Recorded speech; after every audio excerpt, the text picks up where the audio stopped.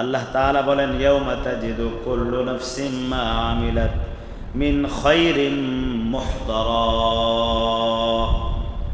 আল্লাহ তাআলা বলেন প্রত্যেকটা মানুষ কিয়ামতের দিন সে যা ভালো আমল করবে দুনিয়ায় মুহদারা সেটা সে উপস্থিত পাবে। যত ভালো কাজ দুনিয়ার মধ্যে সে করবে প্রত্যেকটা ভালো কাজের বিনিময় কিয়ামতের দিন সে তার সামনে হাজির পাবে। এর মধ্যে কি কোনো সন্দেহ আছে? আমরা যে আমাদের ভালো কাজের প্রতিদান আল্লাহর কাছে পাবো, কোনো সন্দেহ আছে?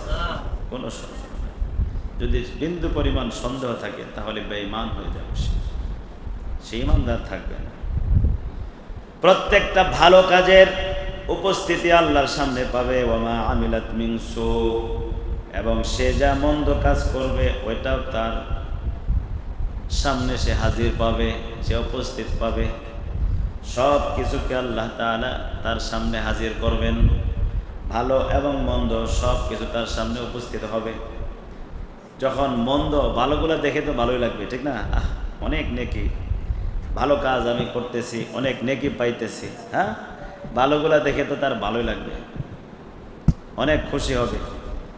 কিন্তু মন্দের যে তালিকা, পাপ কাজের যে সিরিয়াল, যে লিস্ট সে দেখবে, ওইটা দেখে সে তো আশ্চর্যান্বিত হয়ে যাবে। হাই রে, এইরকম করে তো চিন্তা করি নাই কোনো সময়, এরকম করে তো কখনো কল্পনা করি নাই যে সব কিছু হাজির হবে।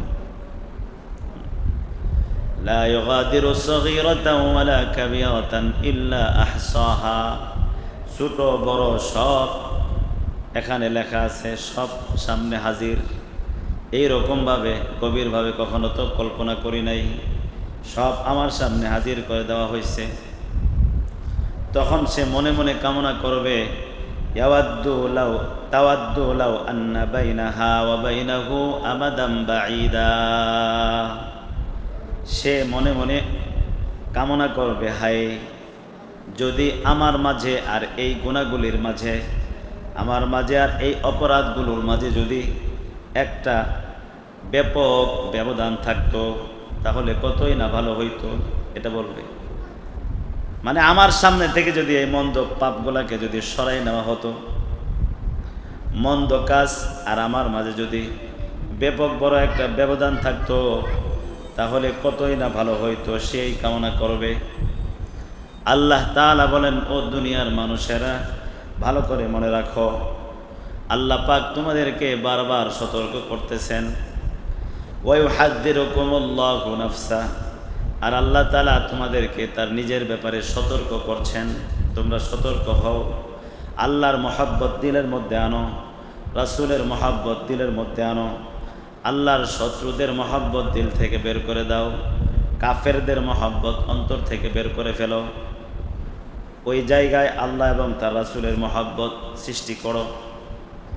আল্লাহু রাউফুম বিল ইবাদ, আল্লাহ তাআলা বান্দাদের প্রতি বড় দয়াশীল।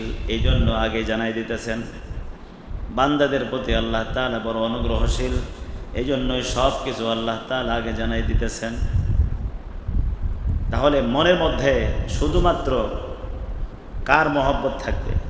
আল্লাহ এবং তার রাসূলের মহব্বত।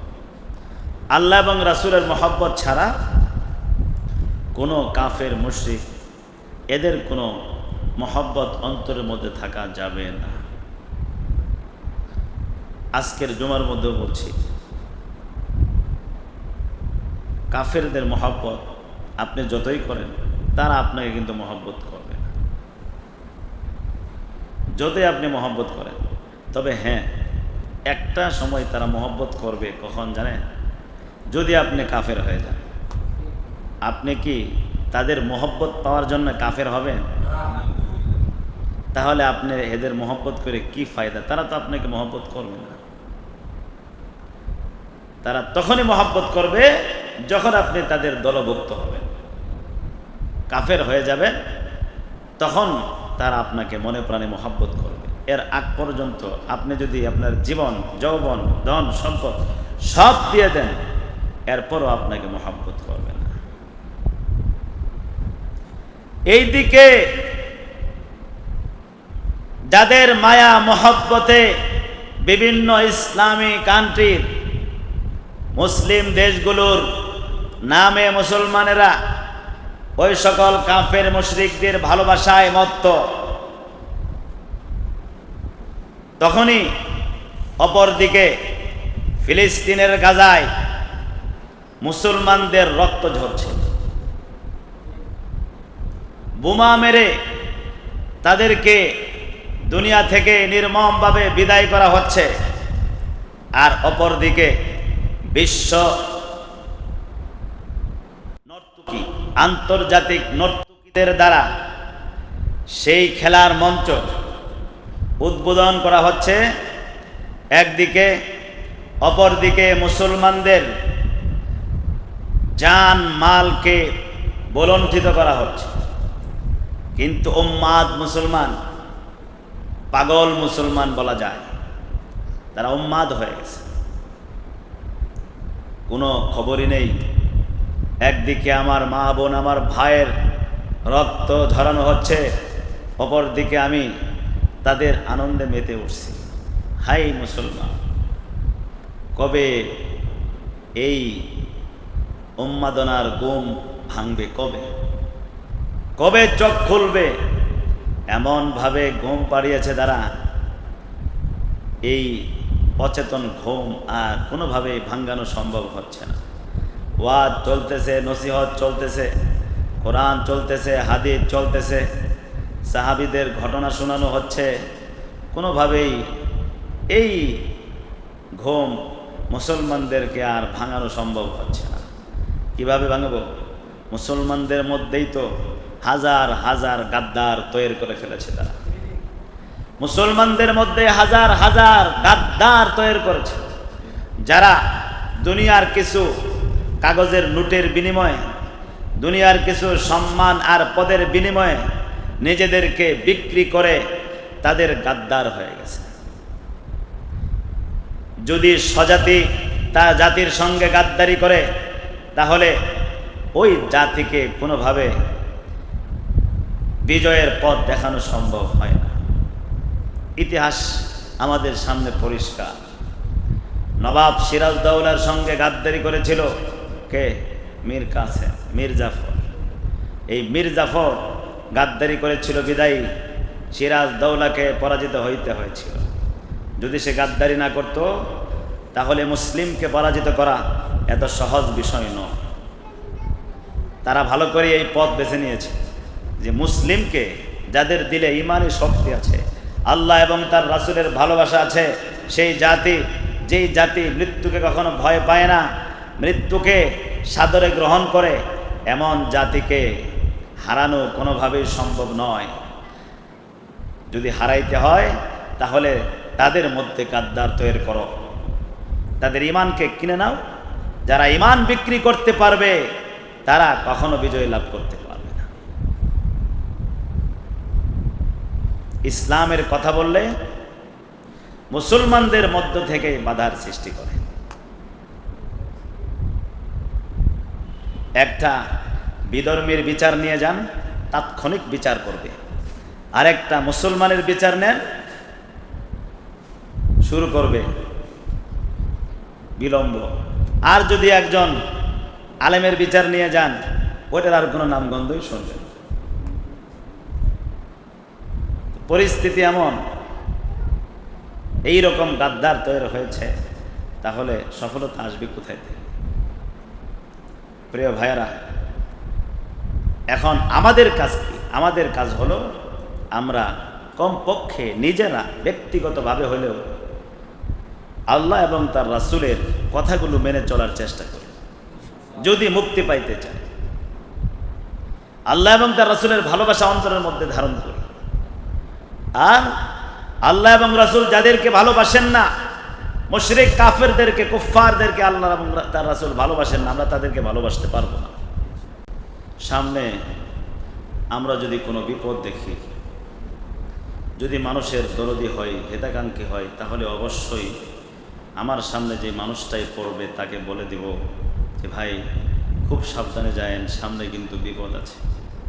যদি আমার দিলের মধ্যে মানুষের প্রতি দরদ থাকে, দয়া থাকে, তাহলেই কিন্তু আমি এটা বলবো।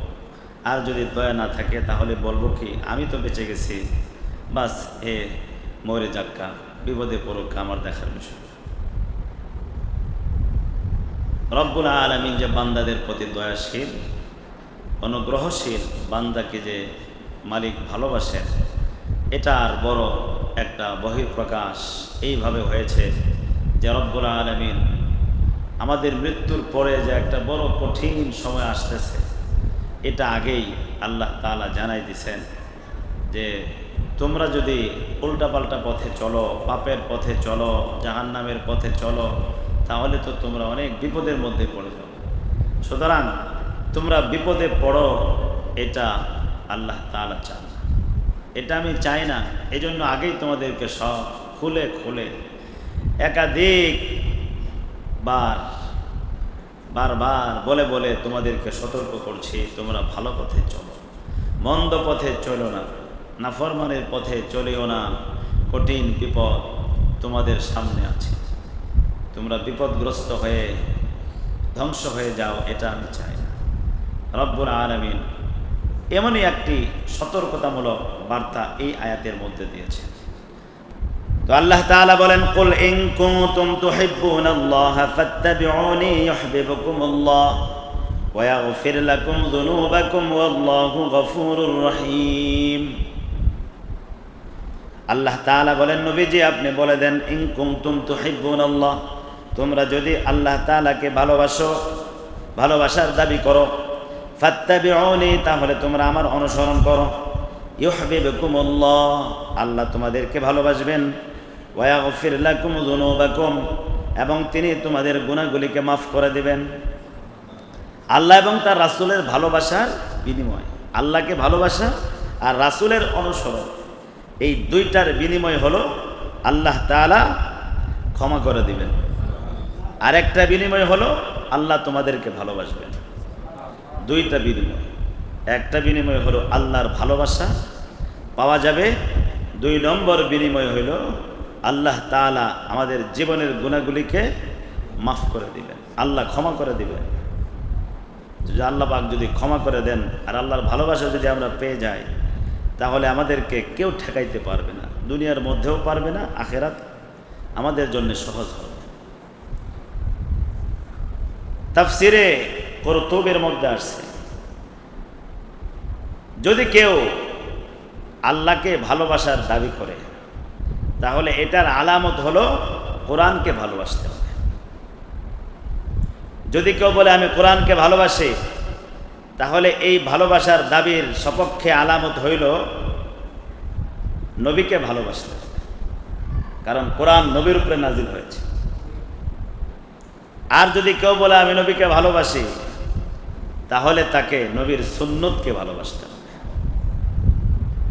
নবীর সুন্নতকে ভালোবাসলে তাহলে বোঝা যাবে সে নবীকে ভালোবাসে, আর নবীকে ভালোবাসলে বোঝা যাবে সে কোরআনকে ভালোবাসে, আর কোরআনকে ভালোবাসলে বোঝা যাবে সে আল্লাহকে ভালোবাসে। এজন্য নবীর সুন্নতকে ভালোবাসতে হবে। নবীর সুন্নতকে যদি আমরা ভালোবাসি এবং সুন্নত অনুযায়ী জীবনযাপন করার চেষ্টা করি, তাহলে প্রমাণ হবে আমরা আল্লাহকে ভালোবাসি। একদল আছে এখন বের হয়েছে, এরা মূলত নাস্তিক, এরা মূলত মুরতাদ। তারা বলে কি যে আমরা কোরআন মানি, যে কোনো কথাই বলবে কি এটা কি কোরআনে আছে, যদি কোরআনে থাকে তাহলে মানব, আর হাদিস হাদিস আমরা মানব না। মুরতাদ, নিশ্চিত কাফের, বেঈমান। কোরআন এবং হাদিস এই দুইটার সমন্বয় হলো দ্বীন, কোরআন এবং হাদিস। নবী করিম সাল্লাল্লাহু আলাইহি ওয়াসাল্লাম আগে জানাই গেছেন, এমন একটা দল আসবে যেই দল বলবে আমরা কোরআন মানি, হাদিস মানি না, হাদিসকে অস্বীকার করবে। আর তারা এই যে হাদিসের বড় বড় যে লেখক মুসান্নিফ, ইমাম বুখারী, মুসলিম, আবু দাউদ, তিরমিজি, ওনাদেরকে আরো দোষারোপ করে, অথচ তারা জীবন দিয়ে নবীজির হাদিসের খেদমত করে গেছে। এরা মুরতাদ, এরা মানুষকে গুমরা করার জন্যে কোরআনের স্লোগান দেয়। এরা মূলত কোরআনও মানে না, এরা মূলত কোরআনকেও বিশ্বাস করে না, কিন্তু তারা কোরআনকে বেছে নিছে কি জন্যে জানেন? সেটা হলো যে মুমিনদেরকে সরাসরি কাফের হইতে বললে তারা কাফের হবে না, এজন্য আমরা কোরআনের কথা বলবো, তাহলে মানুষ মনে করবে আমরা কাফের না, কিন্তু প্রকৃত অর্থে তারা তো কাফের। কিন্তু তারা কোরআনের কথা বলবে শুধু, আর হাদিসকে এর ফাঁক দিয়ে সন্দেহ ঢুকায়ে অস্বীকার করাবে, তাহলে সাধারণ মানুষ মনে করবে আমরা তো মুমিনদের মধ্যেই, বাস তারা আমাদের কথা শুনবে। সবাই না শুনলেও একটা বড় দল আমাদের মধ্যে আসবে এবং যাচ্ছে। এইভাবে তারা বিভিন্নভাবে এদেরকে ধোঁকা দিয়ে বেঈমান বানানোর চেষ্টা করতেছে, কিন্তু সাধারণ মানুষ তো বুঝেই না, খবরই নেই। আল্লাহ এবং তার রাসূলের কথা ছাড়া, মানা ছাড়া কোনো ব্যক্তি মুমিন হতে পারবে না। আল্লাহ বলছেন ফাত্তাবিউনি, নবী আপনি বলে দেন আমার অনুসরণ করতে হবে। নবীর অনুসরণ করবেন, আপনি কি দিয়ে অনুসরণ করবেন? আপনি যদি হাদিসই না মানেন, অনুসরণ করবেন কি দিয়ে? গাছের পাতা দিয়া? হাদিস আপনি একটাও মানলেন না, কিসের অনুসরণ? আপনি কি দিয়ে অনুসরণ করবেন? কি দিয়া? অজু কিভাবে করতে হবে এটা কোরআনের মধ্যে বিস্তারিত লেখা আছে, কোরআনে আছে, খালি অজু করো, কিভাবে করতে হইব। আপনি যদি আমি হাদিস মানতাম না, আপনি কি দিয়ে অনুসরণ করবেন? এর মানে আপনাকে মুরতাদ বানানোর প্রচেষ্টা চলছে। এজন্য যখনই শুনবেন কেউ শুধু কোরআনের কথা বলতেছে, হাদিস মানতেছে না, নিশ্চিত মনে করবেন এবং সতর্ক থাকবেন, এ হলো মুরতাদ, এ হলো নাস্তিক, হলো বেঈমান, সে আমাকে ধোঁকা দিয়ে আমাকে ধ্বংস করার জন্য পায়তারা করছে। এটা মনে করতে হবে, সজাগ থাকতে হবে। কিয়ামতের আগে আগে শেষ জামানা, এটা কিন্তু শেষ সময়। হাজার হাজার লোক ঈমান হারা হয়ে মারা যাবে এখন। এই জন্য আল্লাহর কাছে দোয়া করতে হবে, আল্লাহ বেঈমান করে যেন আমি না মরি, আপনি আমাকে সাহায্য করেন। আল্লাহর কাছে দোয়া করতে হবে বেশি করে। যেভাবে পাপ, পঙ্কিলতা আর ঈমান হননের কার্যক্রম মিডিয়ার মধ্যে চলছে, অচিরেই মানুষ বেশি থেকে বেশি এদের প্রোপাগান্ডায় ঈমান থেকে দূরে সরে যাবে এবং দৈনিক তাদের সংখ্যা বৃদ্ধি হচ্ছে। দাজ্জাল তো আসার আগে এরকম পরিবেশ তৈরি হবে, ও আসলে তো আরো ভয়ঙ্কর অবস্থা।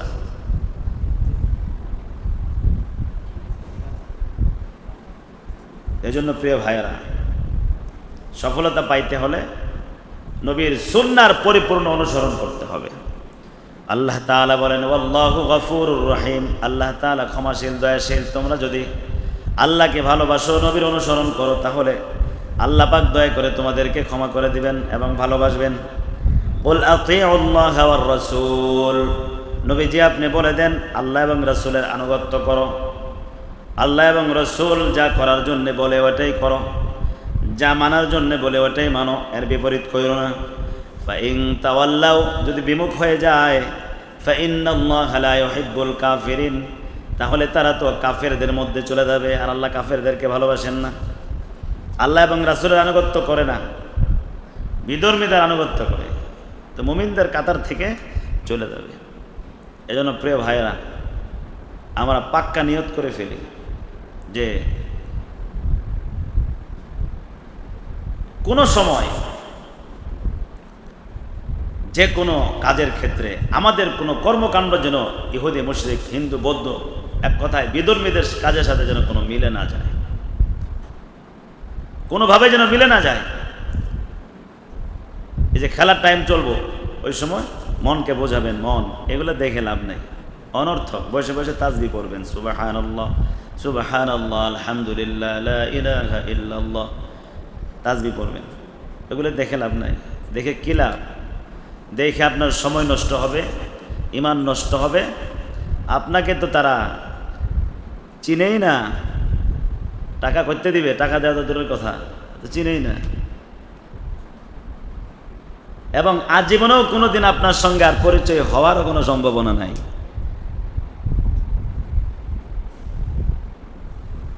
তো সুতরাং তাদের পেছনে পড়ে সময় নষ্ট করে আখিরাত নষ্ট করার কোনো অর্থ হয় না। আল্লাহ রাব্বুল আলামিন আমাদেরকে বোঝার এবং আমল করার তৌফিক দান করুন। ওয়া আখিরু দাওয়ানা আলহামদুলিল্লাহি রাব্বিল আলামিন।